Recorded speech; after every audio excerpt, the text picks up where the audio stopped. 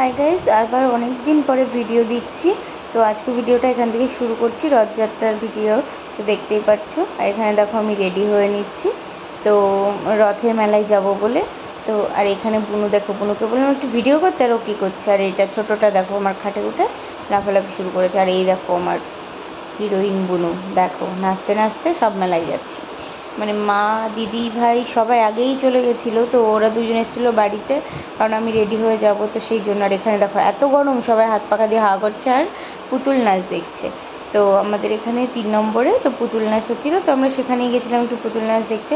তো আমিও দেখো কোনো রকম একটু শাড়িটা পরে একটু রেডি ফেডি হয়ে ওদের সাথে বেরিয়ে পড়েছি।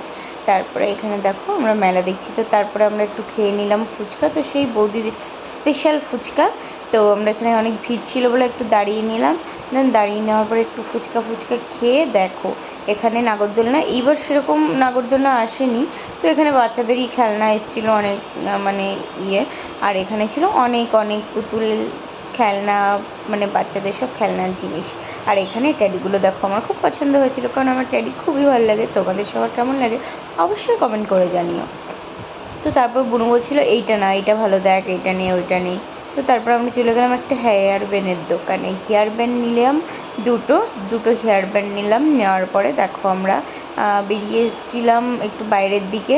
তো মা দিদির সাথে দেখা করব সেই জন্য। আর এখানে দেখো জিলেপিও ভাজছিল, আর এখানে ফায়ার পানও বিক্রি হচ্ছিলো। তো তারপরে দেখো আমরা একটু ভিডিও করে নিলাম। আর এখানে মায়ের সাথেও একটু, মা, দিদি, ভাই সবাই এখানে ছিল। আর এখানে দেখো আমার বড় বাবা, আর এখানে আমার ছোটো পাপা।